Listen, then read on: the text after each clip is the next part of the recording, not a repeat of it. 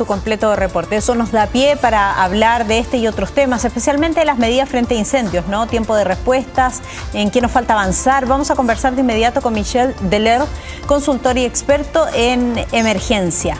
Vamos de inmediato con él. ¿Cómo estás, Michel? Qué gusto saludarte. Igualmente, sale tanto tiempo. Muchas gracias por el contacto y un gusto estar contigo nuevamente. Sí, qué rico verte. Siempre grato conversar contigo. Experto en Emergency Management. Es decir, que existe una línea absolutamente profesional para abordar estos temas.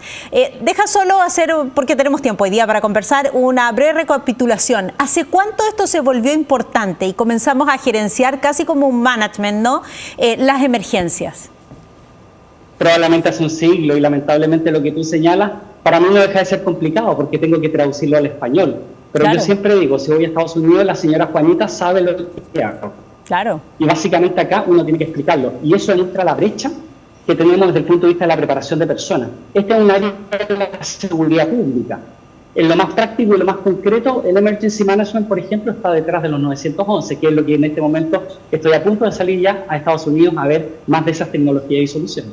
Qué interesante, nuevos conocimientos que vas a traer para acá. Aprovechemos el tiempo entonces. Lo primero, ¿qué te parece un simulacro como el que estábamos mostrando, ¿no? Que están haciendo las autoridades? A tu juicio y por conversaciones anteriores entre ambos, me parece que tienes la opinión más favorable y que efectivamente es lo que se requiere, intentar simular algo para anticiparse a cómo voy a actuar en el momento de la emergencia. Toda la razón, así es, porque una cosa es saber y otra cosa es saber hacer. Y por lo tanto, uno habitualmente en esta área lo que habla es no solamente de capacitación, sino que principalmente entrenamiento. Y el entrenamiento implica efectivamente ejercicios de estas características, que implican no solamente hacer, poner en práctica, sino que también evaluar para poder establecer esas brechas, ¿no? ¿Qué es lo que podemos hacer mejor? Porque siempre se puede hacer. Hablemos entonces de esas brechas que existen todavía en nuestro país en materia de incendios forestales, que es lo que estamos viendo. Hablamos de incendios forestales, pero la verdad es que avanzan también sin control, tal como sucedió en el verano de este año, hacia los sectores más poblados, ¿no? Primero, ¿qué evaluación tienes de lo que va de este año o lo que va de la temporada, Michel? Lo que va de la temporada no deja de llamar la atención. Quiero decirte que cuando uno mira las cifras, que es un indicador que todavía estamos partiendo en realidad en el momento más crítico de la temporada de incendios forestales. Pero a mí me ha llamado la atención una cosa, es que básicamente en esta época habitualmente tenemos dos indicadores que están bajo lo que suele ser la temporada anterior. Es decir, tenemos alrededor de 20 o 30% de superficie menos destruida y tenemos un 20-30% de menor cantidad de incendios. No obstante, este año tenemos alrededor de 20% menos superficie, pero tenemos cerca de un 30% más de incendios. Y eso es un indicador muy preocupante.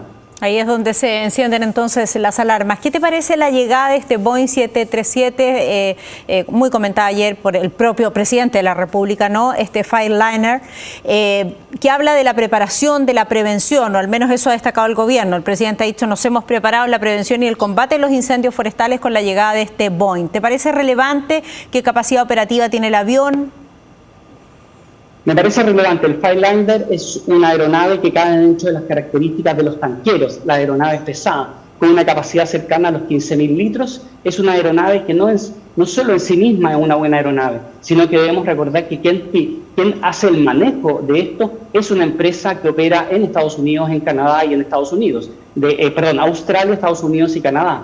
De hecho, esta es una empresa canadiense con muchísima experiencia que tiene diferentes tipos de aeronaves. Le costó en su momento ingresar a Chile porque es parte de las resistencias al cambio, pero esta es la empresa que ha provisto en otras temporadas de un helicóptero chino, corresponde a un helicóptero también de características pesadas, y al que prontamente veremos nuevamente, que es el C-130, que tiene un dispositivo RATS XXL, que básicamente lo que hace es adaptar el avión C-130 para incendios forestales con una capacidad de descarga de aproximadamente 15.000 litros. Michel, este avión que vemos en pantalla solo se utiliza para el combate de incendios forestales, cualquier tipo de incendio forestal, grandes incendios forestales. En general, la verdad es que suele ser ya incendios que tienen el potencial de ser de gran magnitud. ¿A qué voy con esto? A que nosotros tenemos solo el 1% de los incendios genera el 80% del daño.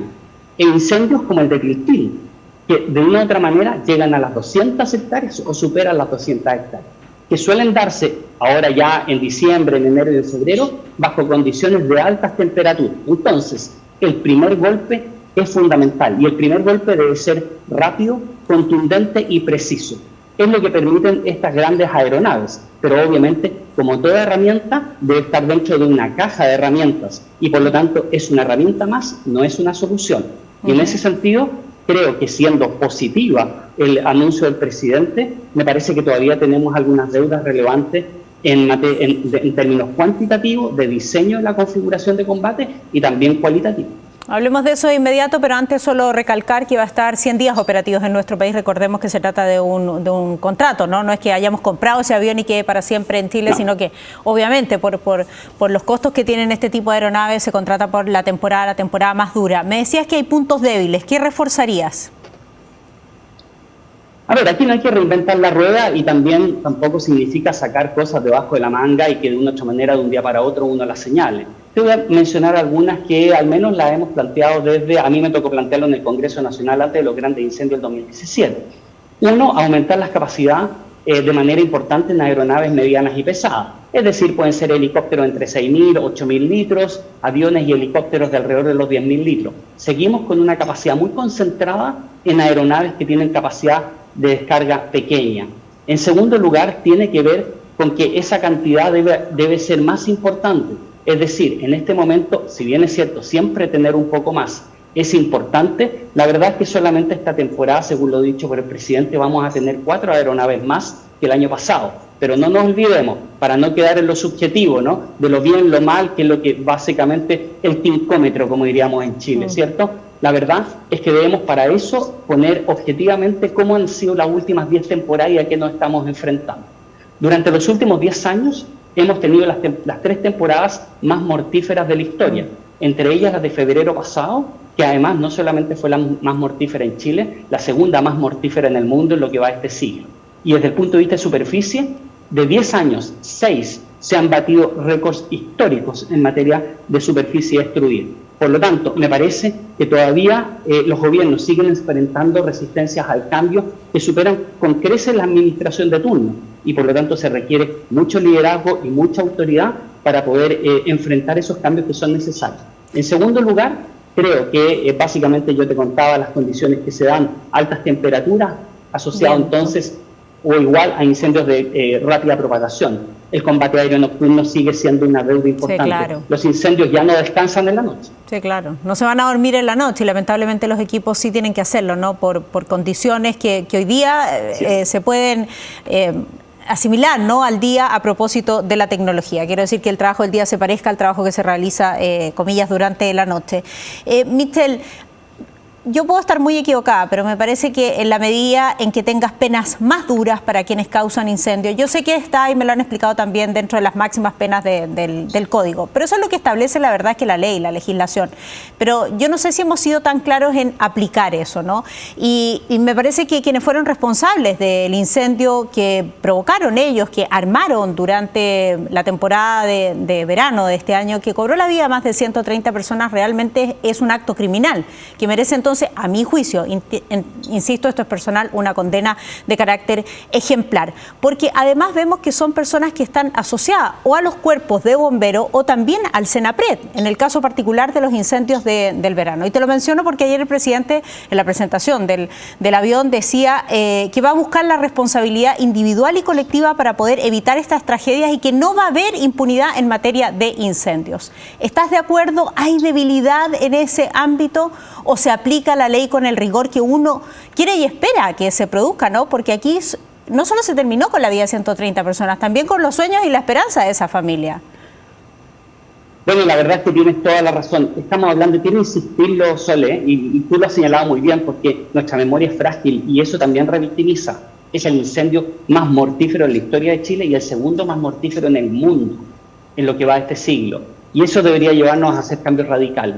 Me preocupa a mí que habitualmente lo que está pasando en nuestro país es que judicializamos la seguridad pública y las emergencias. pero los tribunales de justicia, la Fiscalía, el Ministerio Público deben ver si hay delito o no hay delito, cómo castigar esos delitos. Las penas efectivamente en materia de incendios son muy altas, pero eso no va a ser un acto de magia que mejore brechas que tenemos, como por ejemplo lo que tiene que ver con regulación, fiscalización, establecimiento de competencia, normas que permitan garantizar que quienes participan en seguridad pública en el ámbito de emergencias son personas que cumplen todos los filtros. Exacto. No solamente antes, durante también. Y ese es un elemento muy importante donde además es responsabilidad del Estado. Aquí tenemos instituciones públicas y privadas donde han habido personas que han actuado de la manera que tú señalas, pero eso requiere, entre otras cosas, comprender que tú ejerzas de manera voluntaria o pagada una profesión, la verdad es que requiere ser regulado. Tenemos ejemplos como eso. A nadie se le ocurriría que un médico, por actuar de manera voluntaria, no está regido por el Estado. Tenemos una normativa muy rígida y muy importante en materia de los policías. Entonces aquí lo que está faltando el paso es por parte de los gobiernos de darse cuenta que los equipos de emergencia son un componente de la seguridad pública y deben estar fiscalizados y normados y con estándares claros. Y también, obviamente, con una capacitación y entrenamiento que implica adoctrinamiento, de manera tal que estas conductas, obviamente, primero, se filtren y segundo, sean detectables al poco andar de si una persona pasó todos esos filtros. Plenamente de acuerdo. Ahí tiene que haber una exigencia muchísimo mayor. Estamos ya terminando, queremos liberarte también porque ya nos contabas de tu viaje. Brevemente, preguntarte a qué vas y qué información o contenido nuevo se maneja en el mundo, qué prácticas interesantes podemos traer a Chile para mejorar también nuestros propios procedimientos, Michel.